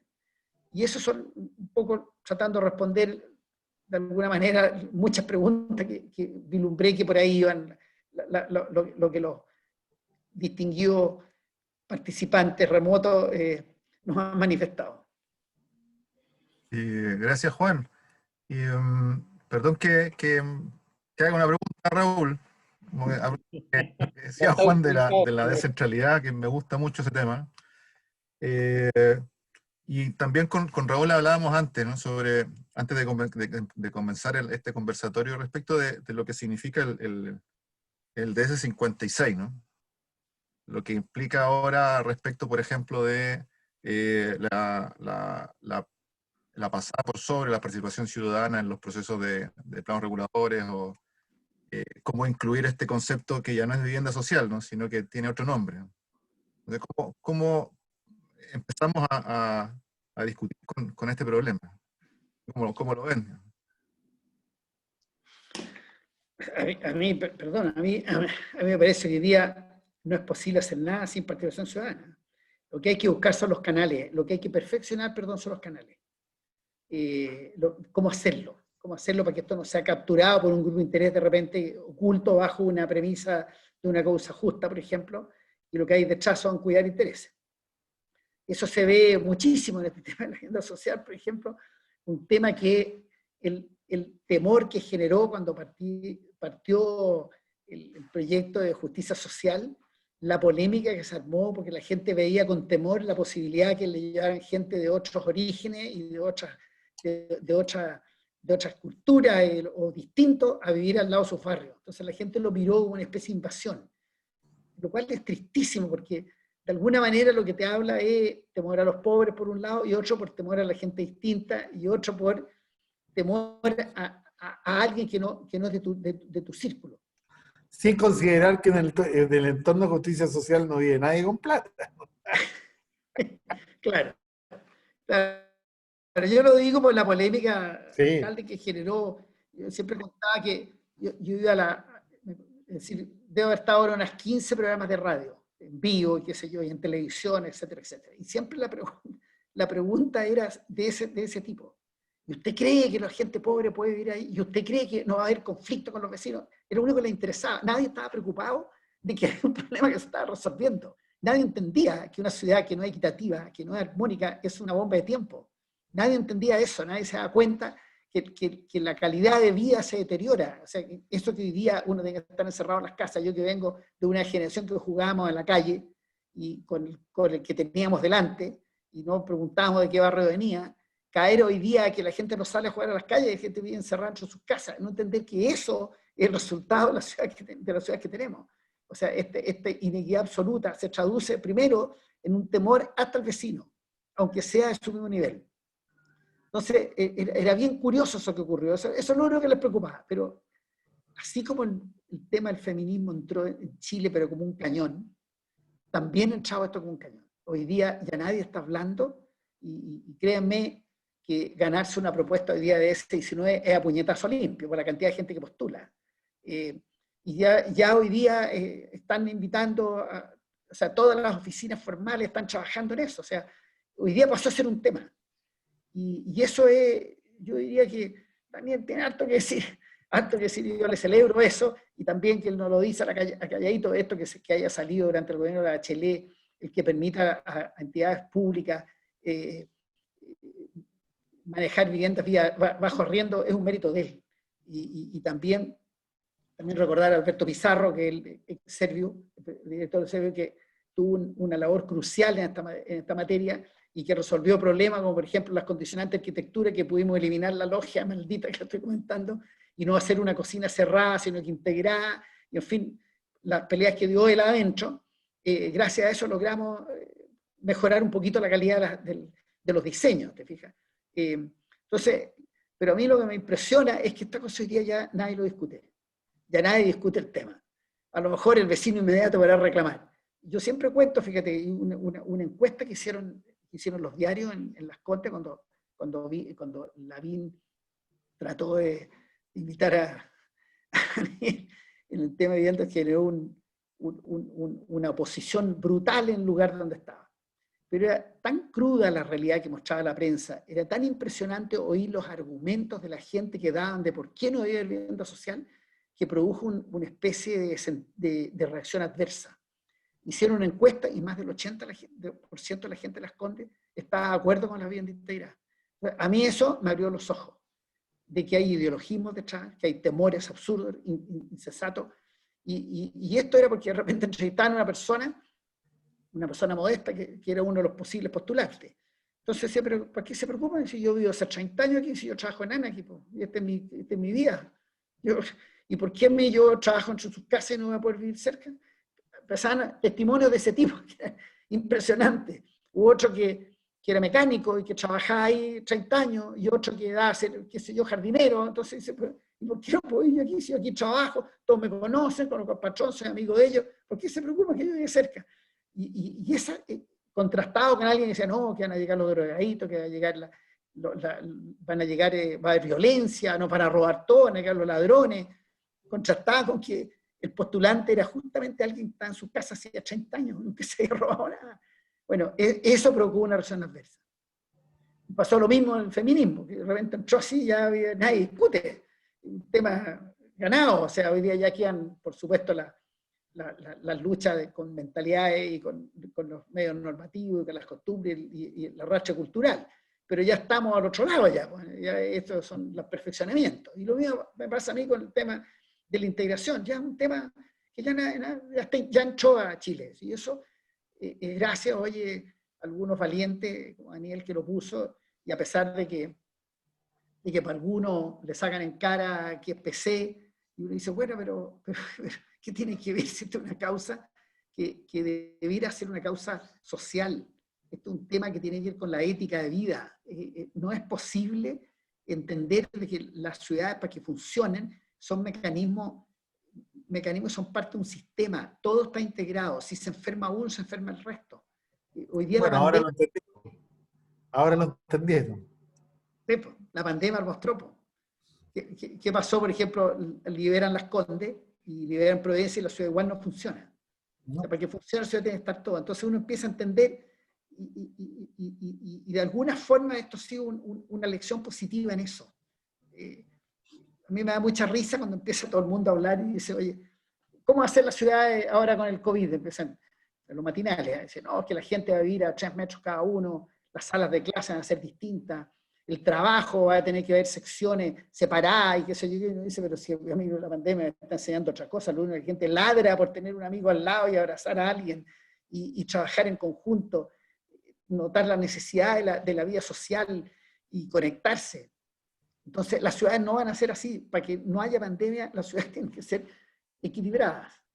En vez de dejar a la gente cerrar las casas, uno podría haber armado programas por barrio, lugares en que las comunidades se autoprotegen. Todo lo contrario ¿cómo se llama esto? De las soluciones un poquito, como decía yo, matinal. De las cuarentenas dinámicas y los desconfinamientos dinámicos que asumen que los virus no cruzan las calles cuando las autoridades les dicen que no lo hagan. Claro. Bueno, uno siempre dice, en vez de hacer la pregunta cómo debe ser la arquitectura, hay que hacerlo al revés. ¿Cómo tiene que ser la ciudad de aquí para adelante para que no pasen cosas como esta? Para que la gente no se contagie con esa velocidad pasmosa con que se contagió en Chile. Si uno tuviera una ciudad equilibrada, en que los movimientos se producen, son menos productos justamente que uno no necesita ir al otro lado de la ciudad, y habría habido una tasa de contagio mucho más baja. A lo mejor hay que pensar la ciudad de otra manera, y eso tiene que ir con ciudad equilibrada, que el trabajo, la gente, todo el mundo. Hoy día tenemos nosotros, la mitad de la población vive en una parte y trabaja en la otra, y se producen enormes desplazamientos. Claro que siempre desde los barrios más modestos hacia los barrios más ricos. Los ricos se mueven poco. Entonces, yo creo que ahí hay un... Perdón, Juan, como nos está quedando 10 minutos, quería redondear la participación con una pregunta para cada uno, en vista de que estamos viendo que la realidad es bastante más compleja de lo que dicen las normas. Sin embargo, con las normas es como se regula todo, digamos. Entonces, y esta necesidad de hacer los cruces interdisciplinarios como estaba de moda hace un tiempo, para entender la complejidad de la realidad, y dado que las normas siempre vienen detrás, digamos, de lo que está pasando cotidianamente, una pregunta para Juan, dado su condición de arquitecto y la experiencia que tuvo a propósito del proyecto de Recoleta. ¿Qué recomendación o qué le diría a un estudiante, a un joven profesional que está saliendo al mercado laboral y se encuentra, por un lado, con una realidad que era la universidad y otra realidad completamente diferente, que es el mercado del trabajo? Eso para Juan, digamos. Y para Daniel, lo que me inquieta radicalmente de estos proyectos es la cuestión, cómo pasar de los proyectos pilotos a generar una, llamémoslo política pública, por no tener una palabra mejor, pero a generar, a propósito de un proyecto, generar nuevas realidades, mover la barrera lo posible. Entonces, ¿cómo hacer esa... ¿Qué tarea habría que darse entre los arquitectos, con las instituciones del Estado, con los gobiernos locales, con las comunidades, digamos, para avanzar en proponer estas nuevas formas de habitar, digamos? Parta cualquiera. Yo le voy a dejar a Daniel que cierre, porque lo hace siempre muy bien. Así que voy a decir lo mío brevemente. Mira, algo que he dicho todo el rato. Entender primero que todo encargo tiene un encargo real y un aparente. El aparente es el que te piden. El que llega el señor te dice, constrúyame esto, esta es la pata que hay, este es mi tema. Ese no es el encargo real. El encargo real es el que enfrenta al arquitecto con la realidad del lugar donde está inserto y con su relación con la sociedad donde está. O sea, uno se hace una casa, no es solamente resolver el problema del dueño de casa, donde está en el barrio, y lo importante es que todo ese entorno que nosotros estamos hablando tiene derechos. Tiene los derechos de haber transformado ese lugar en un valor. Tiene su propio comportamiento y sus propios actos de vida, le dan valor al lugar y por lo tanto tiene derechos cuando alguien llega después. Esto lo digo en relación a un tema que está muy de moda, que es el reciclaje de la ciudad y la renovación de la ciudad, que es donde yo creo que está el desarrollo futuro de la arquitectura. Y el segundo tema, entender también quién es el verdadero cliente. Entonces, la persona que a uno lo está contratando es solamente un intermediario, y y que el deber de descubrir que el verdadero cliente para quien hay que trabajar y dirigir la obra que uno hace está en el propio arquitecto. Estos dos temas son temas de los arquitectos, independiente de la arregladora, y créanme que es posible hacerlo. En la medida que uno le asegura al tipo que lo contrata de que él compre el objetivo de hacerle la obra que le pidió, no es contradictorio. Y eso es perfectamente factible. Siempre hay una vuelta de tuerca que uno podemos dar los arquitectos. Pero hay que entender eso. Nosotros los arquitectos somos una profesión de vocación. No es un medio de vida solamente. Es un medio de vida, por supuesto, pero uno trabaja en vocación, uno está vinculado a la medicina en esa materia y está vinculado también al mundo de la enseñanza, a los profesores. Sea arquitecto porque uno tiene la vocación de ser arquitecto. Porque finalmente los arquitectos, contrariamente a lo que dice el decano de esa universidad, si no tenemos un planteamiento de vida, no tenemos un conocimiento de las personas, no tenemos una postura frente a cómo vemos el rol que nosotros tenemos en la sociedad, no podemos ser arquitectos. Alcalde. Sí, yo contar esta discusión es tan relevante, fue la que a mí me llevó a tomar la decisión primero de nunca hacer arquitectura privada durante mis años de ejercicio como arquitecto. Siempre traté de enfocarme en la arquitectura pública, que hoy día está muy de capa caída porque se hacen pocos concursos de arquitectura pública abiertos, digamos. A veces se ponen muchas barreras de entrada y yo creo que la arquitectura, como todas las disciplinas y como todo en la vida, es un tema en donde hay que saber trabajar, pero esperar a poder entregar lo que uno entrega desde la plena madurez de la existencia de uno hasta el último día de la vida, ¿no? Es como trabajar del mediodía a medianoche, como dicen algunos por ahí. Efectivamente creo que la madurez, sobre todo para el arquitecto, que es un tránsito muy complejo, porque al principio solo te dan pega, la verdad, o tus familiares directos y tus amigos así de la vida, a los que siempre te terminan perjudicando porque no hayas aprendido mucho y siempre te caí en los presupuestos y te caí en todo, ¿no? Pero es un tema bien complejo y cuando uno empieza a hacer arquitectura de verdad, salvo un pequeño grupo que pueden tener antecedentes familiares o otro tipo de contacto, uno empieza a hacer arquitectura bastante más maduro, ¿no? Y la arquitectura pública te abre un espacio. Yo, la verdad que dentro de las obras que tuve la oportunidad de enfrentar desde la arquitectura pública está la Municipalidad de Pichilemu, está el Parque Histórico del Fuerte Purén, está varias cosas en Chuquicamata y en Calama, en el tema del traslado, y otros edificios, pero que son siempre con concurso, porque ahí podía hacer arquitectura. En el mundo inmobiliario, oye, tenéis que tener mucha suerte para hacer arquitectura de verdad, ¿no? Yo creo que ahí hay tiene que levantarse una demanda gremial también acerca de abrir más espacios para la arquitectura, para la arquitectura como disciplina. Y respecto a lo otro, mira, siento que de verdad tenemos pocos arquitectos participando en política. O sea, la posibilidad de levantar políticas públicas también tienen que ver con las discusiones legales. También tienen que ver con estar en los espacios de toma de decisiones, ¿no? Y yo creo que en eso tiene mucho que ver la formación que nosotros recibimos. O sea, De verdad, sí. una pequeña cosita, alcalde, que tiene que ver con lo que usted dice, me cayó el tiro.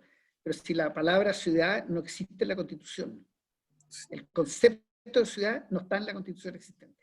Sí, ¿A quién brutal. le va a interesar participar en políticas públicas donde la Constitución de Chile no tiene contenido la definición ni el concepto ciudad en su postulado? No existe. Sí están todos los económicos. Pero además, mira, a mí nunca me ha interesado ir al Parlamento porque no me gusta como espacio. Yo soy más de hacer que discutir. Creo que hay que tener mucha paciencia además para discutir. En el Parlamento, sobre todo, hay que tener mucha paciencia. Pero ustedes saben, en 30 años de democracia, ¿cuántos arquitectos hemos tenido en el Congreso Nacional, en las dos cámaras? ¿Alguien se atreve a decir un número? Me acuerdo del Pato Ali. Uno, y una sola más, compañero. La Liana Caraval. La Liana Caraval. Son los Fue únicos dos Selman. arquitectos. Sí. Son los únicos dos arquitectos en la historia del Congreso. Además, alcaldes, ustedes se reirían, porque yo he sacado estas cuentas, ¿no? 3 alcaldes, arquitectos en todo Chile, de 341. Entonces, yo creo que los arquitectos también tenemos que asumir una responsabilidad histórica con la discusión del país, ¿no? Porque estamos como muy metidos en el mundo de lo privado, del desarrollo individual, muy neoliberales, muy neoliberales, y poco metidos en la discusión de las políticas públicas. Nos pasamos alegando, pero no hacemos opinión de nada. No está nuestra visión, ¿no? Nuestro saber que es tan relevante, es tan indispensable para tener una sociedad integrada, integral, justa, solidaria, una ciudad amable, una ciudad a escala humana. Pero ustedes creen que el conjunto de abogados, ingenieros y economistas que hacen las leyes entienden algo de lo que nosotros? Ustedes no se imaginan cómo salen las leyes, y después de que salen uno se encuentra con que hay aprobado cosas que son impracticables. O sea, el tema de cómo está hecha la Ley General de Urbanismo y Construcción no es menor. Y tanto así que en 30 años de democracia no hemos vuelto a hacer una Ley General de Urbanismo y Construcción actualizada. Tenemos la misma de antes, Es del del año 27 alcalde. 27. Del año ¿no? 1927 es la ley. Entonces es brutal. Y ahí las escuelas tienen que decir algo. Si las escuelas no nos enseñan el valor de la gestión pública, si las escuelas no nos enseñan el valor de la discusión política, si las escuelas no se meten en el tema de la gestión local del desarrollo, pero con fuerza, ¿no? La verdad es que estamos fritos para el mundo que viene. O sea, si los arquitectos no participamos de la discusión constitucional, no tratamos de llegar a los congresos, mira, en el partido que sea, yo te aseguro que de repente, ¿no? Hay más sintonía entre 2 arquitectos de distintos partidos que entre 2 miembros del mismo partido, un abogado y un arquitecto. En muchas cosas que tienen que ver ya no con la ideología más dura, que yo soy absolutamente ideológico, el Juan me ha ido conociendo y yo tengo un discurso profundamente ideológico. Pero hay cosas que vienen de la disciplina y que son del saber que lamentablemente nuestro gremio no tiene en ninguna parte. Y hay algunos que terminan comulgando con rueda de carreta, porque cuando Juan comenta este intercambio de ideas con Lavín, y Lavín termina tratando de hacer pensar al resto del mundo que también aspira a la integración social. Bueno, primero recordarle que él fue el que terminó por destruir de una u otra manera, o permitir que se destruyera en la Villa San Luis, ¿no? Si le hubiera interesado la integración social, porque lo que él está planteando hoy día no es replicable. Nosotros no podemos llevar a todos los pobres de Chile a vivir a la ciudad de los ricos para que puedan disfrutar de la oferta de bienes, productos y servicios que los ricos, por su poder adquisitivo, ¿no? son capaces de atraer hacia sus viviendas. Nosotros lo que tenemos que hacer es todo lo contrario, es tratar de llevar los bienes, productos y servicios, que estos sean tanto privados como estatales, hacerlo equitativo a toda la ciudad, de tal manera que lo mismo donde vivir. Entonces, cuando uno pregunta, efectivamente, Justicia Social 1 es replicable, la farmacia popular es replicable, la inmobiliaria popular, la librería popular es replicable, ¿no? Cuando uno piensa, estas son cifras que no todos conocen, Juan ya lo ha escuchado muchas veces, 345 comunas en Chile, 60 comunas sin farmacia, 213 comunas que no tienen ninguna óptica, 297 comunas que no tienen ninguna librería, más de 315 que no tienen ninguna disquería, ninguna tienda de música, ¿no? Más de 330 que no tienen ningún centro audiológico. Entonces, algo tienen que decir los urbanistas y los arquitectos respecto a esto. Pero la verdad es que pocas veces decimos nada, ¿no? Y en ese sentido creo que tenemos un tremendo desafío de jugar un rol bastante más protagonista en los años que vienen, para que nuestro saber, nuestra disciplina y nuestra profesión logre permear un poquito más la discusión política de este país. Excelente, tremendas declaraciones. Nos dejan demasiada tarea, digamos, los planteamientos de ambos en términos de una experiencia concreta, y las posibilidades futuras son infinitas. pero claro, hay que atreverse, hay que salir de la burbuja en a la que ha quedado reducido el espacio profesional, y la tarea por delante es infinita, desde las propias capacidades, porque estos temas que se han conversado acá son temas que son frecuentes dentro de los arquitectos, no son temas, no estamos hablando chino, digamos. El asunto es que eso no se traspasa al resto de la sociedad o al resto de la vida social, digamos.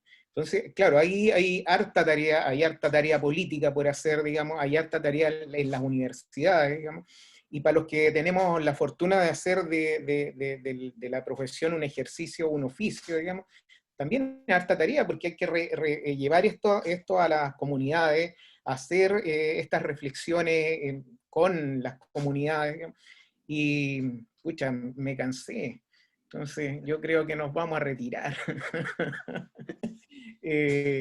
Muy agradecido, infinitas gracias. La conversación ha sido espectacular, los planteamientos serios, profundos, y bueno, nos vamos a ver como tal vez pronto, y tal vez como ya no tendremos que tratarlo como alcalde, sino el señor presidente, ¿no? Entonces, le entrego la palabra al señor Claudio Carrasco. Muchas gracias, Juan, muchas gracias, Daniel. Bueno, miraba cómo hacer la despedida bueno, casi 300 personas nos miraban por el Facebook. Que cuando el año pasado el colegio de acá de Valparaíso, junto con las escuelas de arquitectura de la región, organizó un cabildo que llegaron casi 500 personas como a mitad de noviembre. Y a ese cabildo invitamos a dos ilustres representantes de la arquitectura y el urbanismo. Uno fue Miguel Eiquem, Premio Nacional de Urbanismo, y el otro fue precisamente Miguel Launer, que en ese cabildo el año pasado, que claramente también habla muy bien de la manera como los arquitectos podemos enfrentar este problema país. A propósito también de la participación política de los arquitectos en Valparaíso, tenemos ejemplos valiosos, ¿no? Como colegio tenemos dos integrantes del COSOC del municipio de Valparaíso, y también tenemos dos concejales en el municipio de Valparaíso. O sea, y hay 4 arquitectos que están muy metidos, que también forman parte de nuestra delegación, y que también participan mucho en la discusión dentro tanto del COSOC como del municipio. Bueno, para finalizar, agradecer la disponibilidad que tuvieron Daniel y Juan por darnos este tiempo, este gran espacio de discusión. Esperamos verlos de nuevo. Y también, bueno, muchas gracias a Raúl, que llevó adelante el conversatorio, planteando temas muy, muy profundos. Y agradecer también, bueno, a todos los que estuvieron con nosotros ahí por el Facebook. Será hasta entonces la próxima oportunidad, como se dice en todos los programas. Bueno, muchas gracias a todos y nos vemos. Muchas gracias. Chao, Daniel. Chao, Chao. Juan, un abrazo. Muchas gracias, Claudio. Chao. Un abrazo a todos y a todas. Cuídense. Chao, Raúl. Cuídense. Chao, Claudio. Chao. Gracias.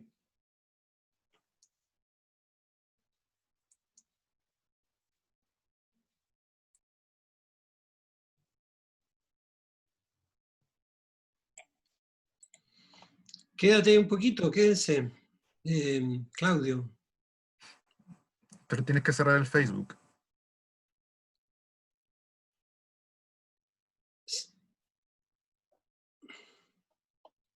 Voy a parar la transmisión del Facebook.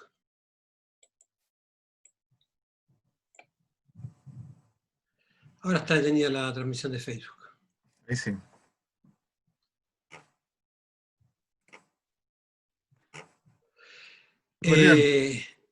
Buenísimo, ¿eh? Toda una experiencia también la cosa. A ver, espérate. Participación en el Facebook. Pues. Tengo que conectar aquí el audio. Ahí.